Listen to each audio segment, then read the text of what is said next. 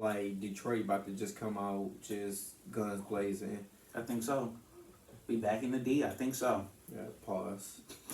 I'm not there. Emotion, ain't got time. If you ain't talking money, give a fuck what you say. 414. Whoa. Maybe I'll throw in a C4. Give me some Gatorade, some vitamin water. Right. Somebody gonna bite. All right. Welcome to 414. I'm Daryl. I am Armando, also known as the Real AR. Oh, you trying to produce the music too? Oh yes, So yeah, look out for his music because he got some nice stuff on the way. yes. So we're gonna jump right into the recap of yesterday's playoffs. We're gonna talk about the Golden State Warriors series and the Houston Rockets. To me, being physical is one thing. The grabbing, the holding, the contesting threes, and then as I come down, they block my shot.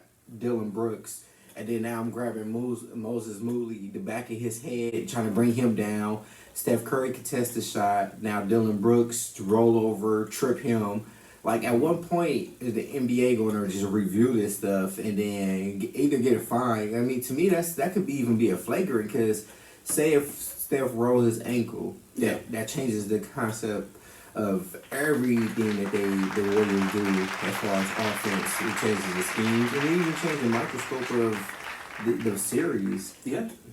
And I mean, Draymond has been saying for years, Dylan Brooks is a dirty player, and he is. The stuff that he does is one thing to get physical, especially like when it comes to the playoffs. The referees, they should, be a little flexible with like some of the stuff that's happening. But right now, like we're playing a dangerous sport. This is not nigga ball.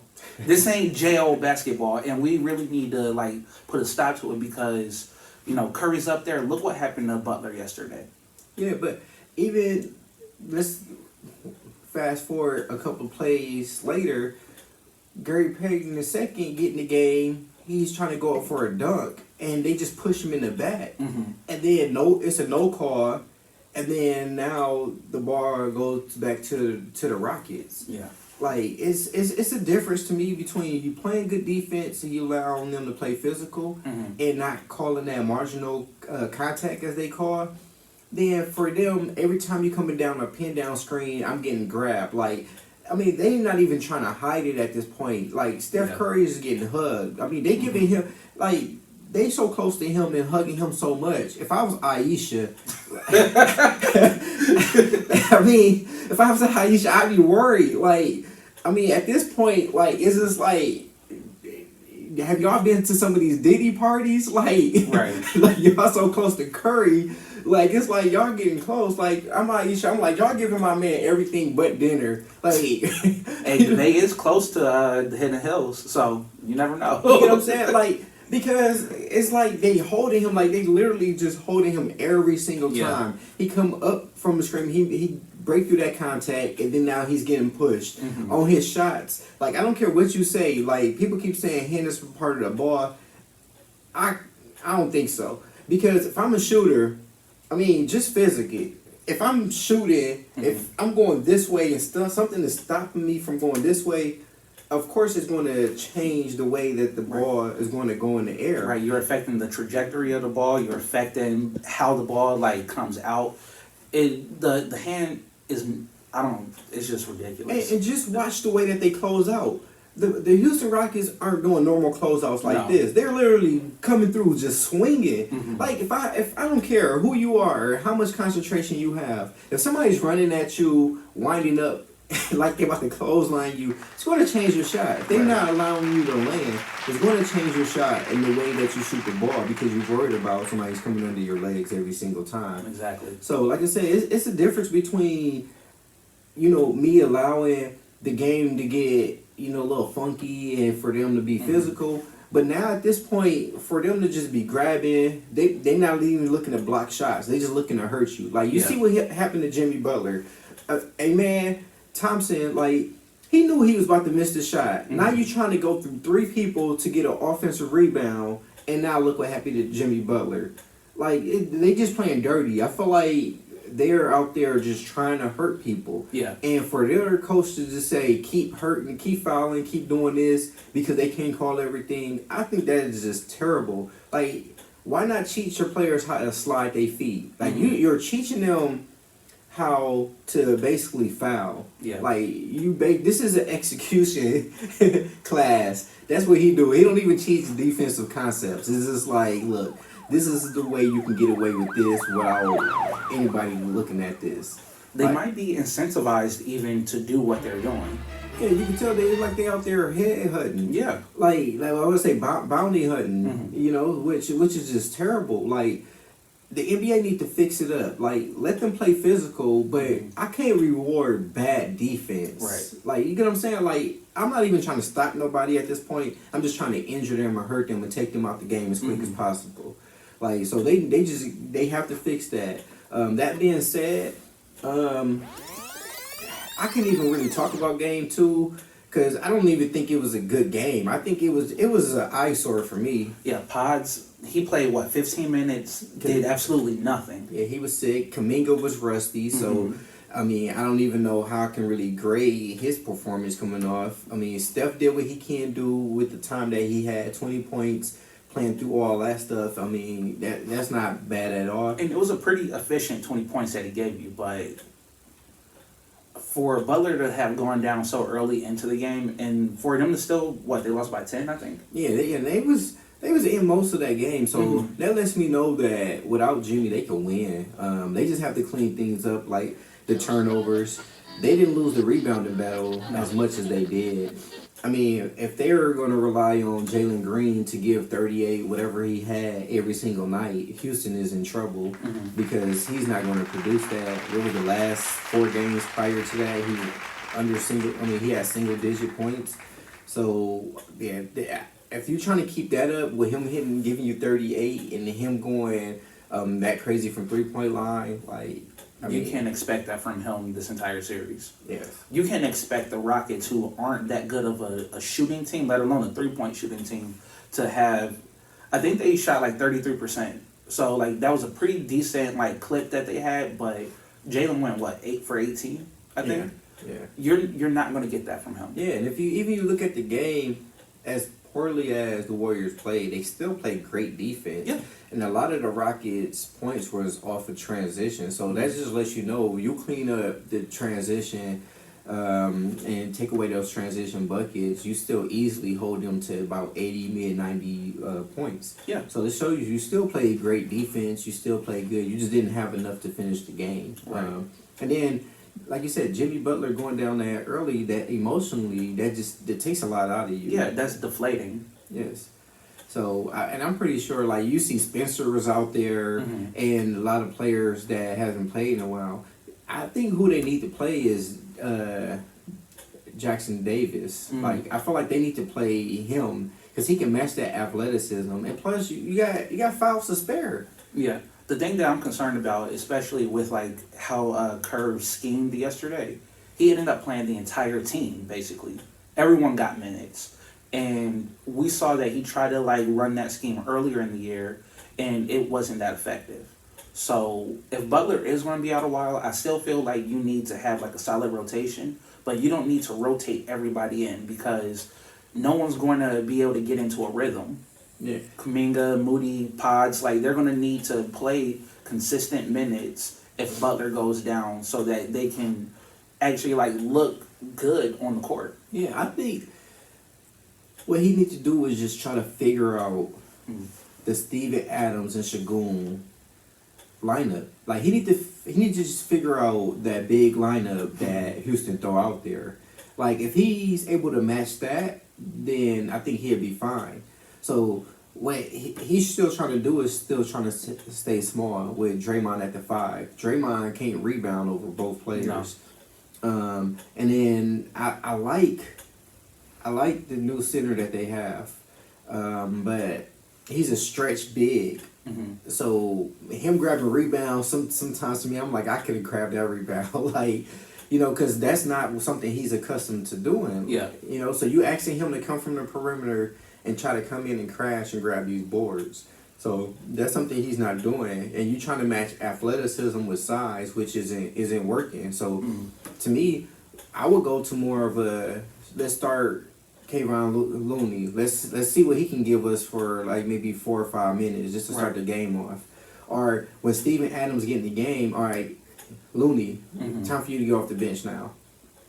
Jackson Davis, time for you to get off the bench. Like you have some bigs that you can just throw out there, just that can get to those boards and that can crash and grab rebounds. I think that's where they end up losing the game at, because they can match Houston's starting 5. Yeah. It's once Steven Adams come in the game and he's with Shagun and he's with Parker, Smith Parker, and then and they go to this big lineup. Right. They have to figure out how to match that. Yeah. So I still take the Warriors to win this series. It also depends on Butler's availability. If he's available for Game 3, I still think Warriors in 5. Yeah, I mean, and then they going back to I was about to say Oracle. I'm so used to them playing the Oracle. They go back to Chase, and I feel like the crowd is going to be lit. Yes. Steph Curry is going to be on one, because we all know Steph Curry, he rarely lose back-to-back playoff games. Right. Usually when they lose ugly, it's a big game coming from him. At home, I don't think Moses Moody missed that many shots. Potts had a whole bunch of looks he missed due to his illness. I think Draymond got a fire lit under him now. Yeah. So whenever Draymond is talking, I like that, because I know next game Draymond is about to do Draymond Green things. Yeah. I mean, whether they good or bad, He's going to be Draymond. he's going to do some Draymond Green stuff. So you never know. You never know. So I take the Warriors as well. I don't see them losing Game 3. Game 4, I don't see them really losing either. Both games at Chase. Yeah. I feel like Houston played as well as they can play, and it still was ugly. Yeah. It's not going to be sustainable. No, not played that way. Yeah. Cleveland and Miami, good games. Yeah. Good games. But it goes back to what we said. Like, Miami will play hard. They just don't have enough to finish those games. Because you don't have a player that you can say, you know what, here's the ball, win us these games. Yeah. I mean, Tyler is great, right? He's developing to a really, really good player. Yeah, but to me, they paying him star money. But he's not a star, right? To me, any championship team, I can see him being a 6 man as best off the bench. Yeah. Like, he's a starter to me because he's with Miami. I mean, one thing that he used to do well, I mean, he doesn't really do that well. Like, he used to be he's great at catch and shoot. That's where you scared. But now it's one of those old sayings. Now you became the jack of all trades. So you haven't mastered anything, but you know how to do a lot of things. So now you're not spotting up, you're not catching shoot no more. Now you're trying to take people off the dribble, and you don't finish that well through contact. When the game get physical, you see he's shut down.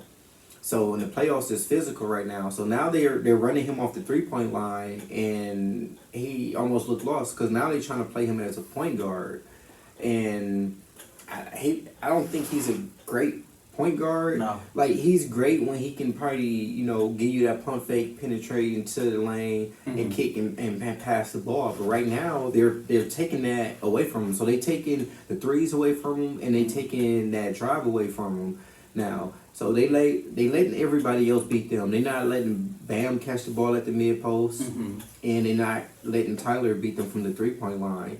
And they forcing everybody else to beat them. Like, most of those games, Davion Mitchell, they trying to keep the ball in his hands, and we know that that's not what he do. Right. And then Andrew Wiggins over there, like, he'll give you points, but those are shallow points, and they mean nothing. Like, they don't affect the game in any way whatsoever. Yeah, Wiggins is one of those players where when you at the game, you still don't realize that he had 25. Until you look at the box score, you're like, wait, Wiggins had 25, 7, and 8?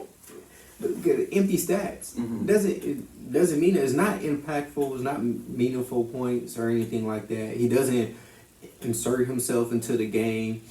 And for him to be who he is, athletic, about 6'7", He's 6'7", 6'8". yeah, Yeah. you can dominate. You have the chance to dominate. Even if you're not scoring, you can change the game just on the defensive end. Yep. But you never know which. Which Wiggins you're gonna get? So yeah, it's hard trying to count on Wiggins every single day when you don't know what you'll get from him. Right. But this Boston Orlando series, it's over. Boston is all gas, no brakes right now. It's Jalen Green. I mean, sorry, Jalen Green. Jalen Brown. These colors is ridiculous. But Jalen Brown, he went Green. off. Right, Jalen Brown is wearing green. Is but it's crazy to see like. But this is a young team in Orlando. Like, you know, I wish them luck next year, but this is over. This is about to be a sweep. Even them going back to Orlando, this is, and I think this is like the confidence builder that Boston needs to go into the next round. Because I really do think we're about to see a sweep, and Tatum and Brown, they're about to just wrap this up. Look at Porzingis, man, was bloody, came back. Like, we putting them down today, and that's what we got. When I see him get the elbow and he get up blood or his crew cut, I don't know who still do crew cuts, but I mean it's clearly went to super cuts. Hey, you gotta save money somewhere. Make too much money to be the super cut. But when he got up, all I can hear is just Rocky. Dun, dun, dun, dun. Yeah. So it reminds me when he fought.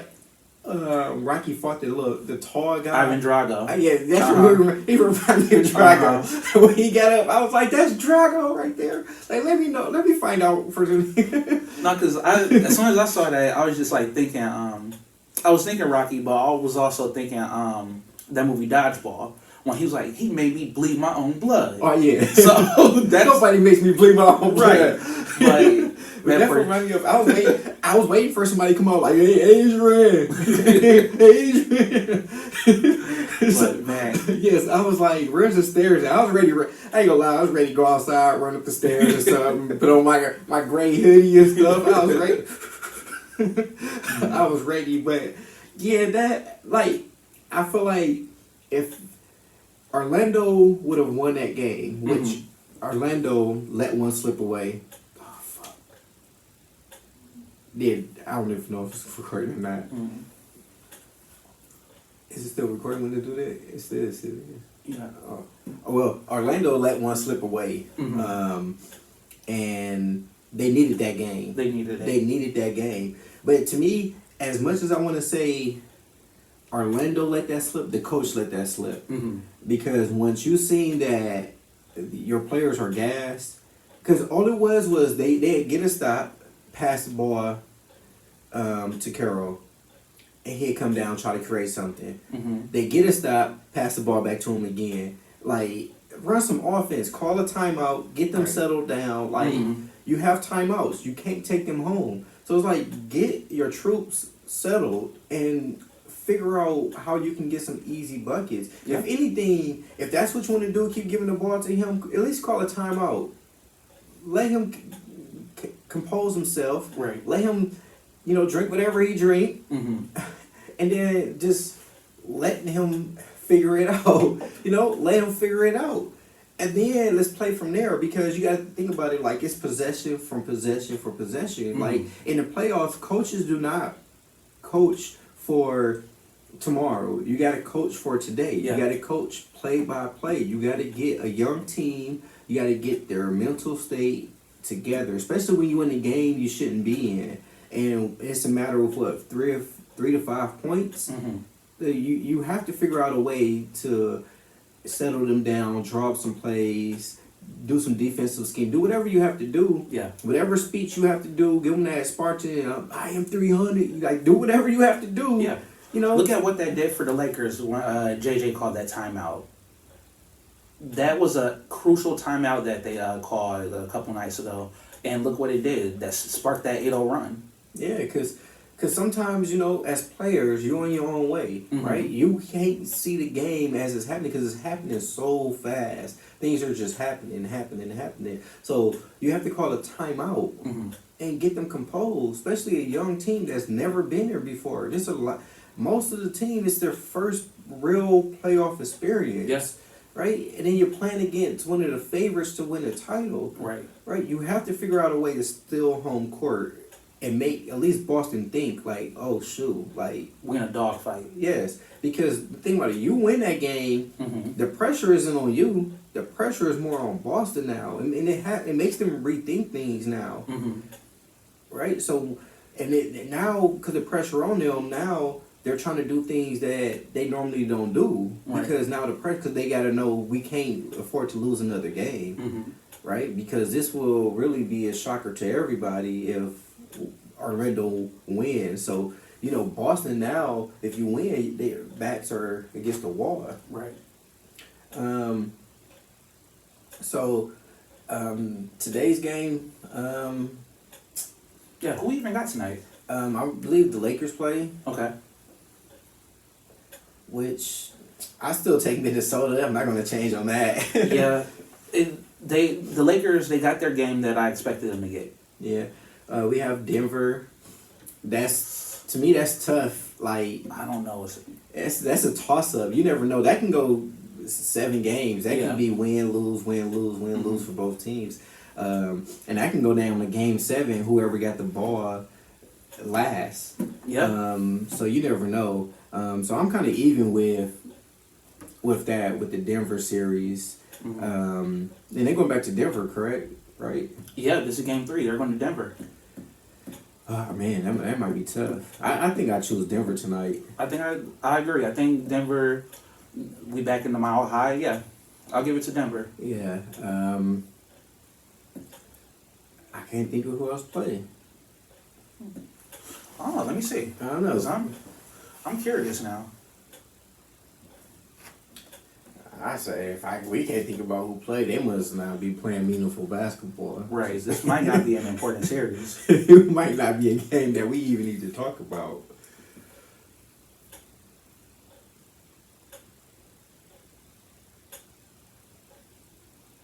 I feel like that clock is putting pressure on me to figure it out. And the internet is horrible down here.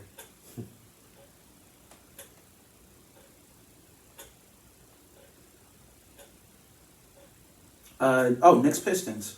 Oh, Nick Pistons. Mm-hmm. Oh, and they going back to Detroit too. Yep. I think I got Detroit.